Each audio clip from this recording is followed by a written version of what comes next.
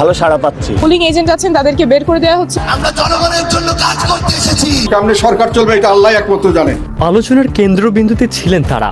মাঠ কাঁপানো প্রচারণা, জনসমাগমে আত্মবিশ্বাসী উচ্চারণ আর জয়ের প্রত্যাশায় সরব সমর্থকরা।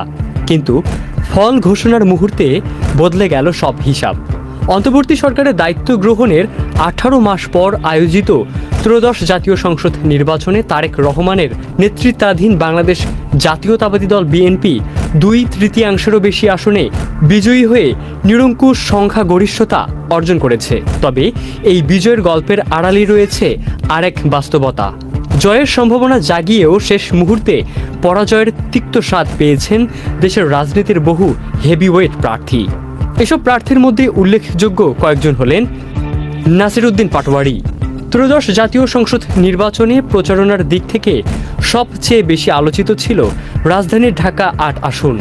এই আসনে বাংলাদেশ জাতীয়তাবাদী দল বিএনপির স্থায়ী কমিটির সদস্য মির্জা আব্বাসের বিপরীতে প্রতিদ্বন্দ্বিতা করেন এনসিপির নাসির উদ্দিন পাটোয়ারি।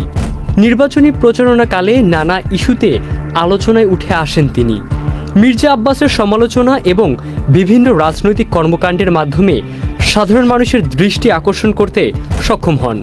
হাড্ডাহাড্ডি লড়াইয়ের পর ভোর 4টার দিকে ফলাফল ঘোষণা করা হয়। শেষ পর্যন্ত বহুল আলোচিত এই আসনে প্রায় 5,000 ভোটের ব্যবধানে নাসির উদ্দিন পাটোয়ারিকে পরাজিত করে মির্জা আব্বাসকে বিজয়ী ঘোষণা করা হয়। সার্জিস আলম জুলাই যোদ্ধাদের সমন্বয়ক হিসেবে আলোচনায় ছিলেন। সার্জিস আলম পরাজিত হলেও রাজনৈতিক সৌহার্দ্য ও পারস্পরিক সম্মানের অনন্য দৃষ্টান্ত স্থাপন করেন তিনি। পঞ্চগড় 1 আসনে প্রতিদ্বন্দ্বিতা করে ফলাফল ঘোষণার পর বিজয়ী প্রার্থীকে অভিনন্দন জানান। এই আসনে ধানের শীষ প্রতীকে ব্যারিস্টার মোহাম্মদ নওশাদ জমির 1,86,189 ভোট পেয়ে বেসরকারিভাবে নির্বাচিত হন।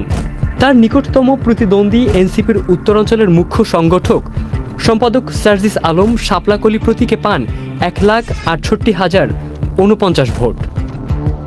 তাসনিম জারা জুলাই যোদ্ধাদের মধ্যে ক্লিন ইমেজের অধিকারী এনসিপির সাবেক নেত্রী ডাক্তার তাসনিম জারা বিভিন্ন ইস্যুতে আলোচনায় ছিলেন এই ভোটের মাঠে। তবে জামায়াত জোটে এনসিপি প্রবেশ করায় তিনি পদত্যাগ করে স্বতন্ত্র প্রার্থী হন।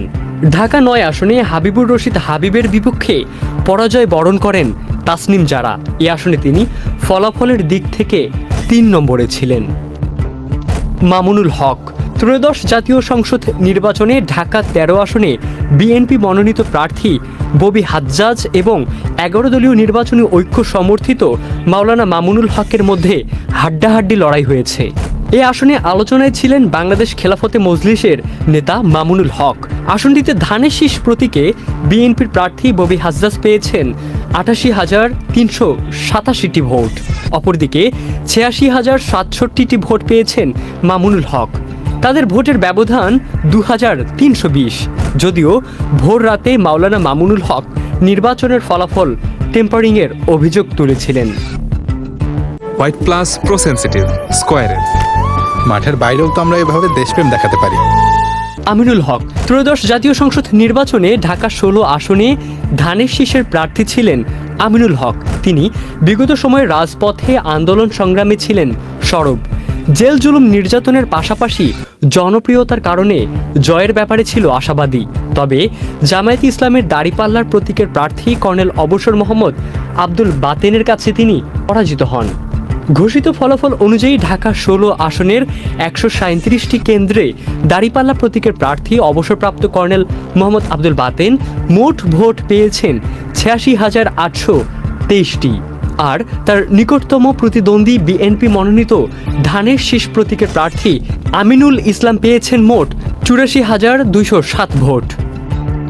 জিএম কাদের রংপুর 3 আসনে জয়ী হয়েছেন মোহাম্মদ মাহবুবুর রহমান বেলাল। তিনি 1,75,827 ভোট পেয়ে প্রথম স্থান অর্জন করেন। তার নিকটতম প্রতিদ্বন্দ্বী ছিলেন মোহাম্মদ শামসুজ্জামান শামু, বাংলাদেশ জাতীয়তাবাদী দল বিএনপি প্রার্থী, যিনি 84,578 ভোট পান। এছাড়া লাঙ্গল প্রতীকে জিএম কাদের 43,385 ভোট পেয়ে তৃতীয় হন। মিয়া গোলাম পরোয়ার বাংলাদেশ জামায়াতে ইসলামীর সেক্রেটারি জেনারেল মিয়া গোলাম পরোয়ার হেভিওয়েট হয়েও খুলনা 5 ডুমুরিয়া ফুলতলা আসনে বিএনপির প্রার্থী মোহাম্মদ অলি আসগার লবির নিকট 2702 ভোটে পরাজিত হন। ধানের শীষ প্রতীকে মোহাম্মদ অলি আসগার পেয়েছেন 1,47,658 ভোট। অন্যদিকে দাঁড়িপাল্লা প্রতীকে মিয়া গোলাম পরোয়ার পেয়েছেন 1,44,956 ভোট। দুই প্রার্থীর মধ্যে ভোটের ব্যবধান ছিল 2702। মোহাম্মদ শিশির মনির বাংলাদেশ জামায়াতে ইসলামীর প্রার্থীদের মধ্যে সবচেয়ে ক্লিন ইমেজ ও জনপ্রিয়তার তুঙ্গে থেকেও হেরে গিয়েছেন সুপ্রিম কোর্টের জ্যেষ্ঠ আইনজীবী শিশির মনির। নেটিজেনদের ধারণা ছিল জামায়াতের একজন প্রার্থী জয় হলে সেটি হবে শিশির মনির, কিন্তু বেসরকারিভাবে প্রাপ্ত ফলাফলে 39,932 ভোট বেশি পেয়ে বিএনপি প্রার্থী নাসির উদ্দিন চৌধুরী জয়লাভ করেছেন। বিএনপি প্রার্থী নাসির উদ্দিন চৌধুরী ধানের শীষ প্রতীকে পেয়েছেন 97,790 ভোট। অন্যদিকে জামায়াতে ইসলামের প্রার্থী মোহাম্মদ শিশির মনির দাঁড়িপাল্লা প্রতীক নিয়ে পেয়েছেন 57,858 ভোট। মাহমুদুর রশিদ মান্না বগুড়া 2 শিবগঞ্জ আসনে মাহমুদুর রহমান মান্না নাগরিক ঐক্যের সভাপতি হেভিওয়েট প্রার্থী হিসেবে আলোচনায় ছিলেন, কিন্তু তিনি প্রত্যাশিত ফলাফল অর্জন করতে পারেননি। কেটলি প্রতীকে তার প্রাপ্ত ভোট সংখ্যা মাত্র 3,426, ফলে তিনি জামানত হারান। একই আসনে বিজয়ী হন মীর হাসে আলম বাংলাদেশ জাতীয়তাবাদী দল বিএনপি প্রার্থী, যিনি 1,45,024 ভোট পান। হারুনুর রশিদ হারুন চাঁপাইনবাবগঞ্জ 3 আসনে বিজয়ী হন নুরুল ইসলাম বুলবুল বাংলাদেশ জামায়াতে ইসলামী মনোনীত প্রার্থী।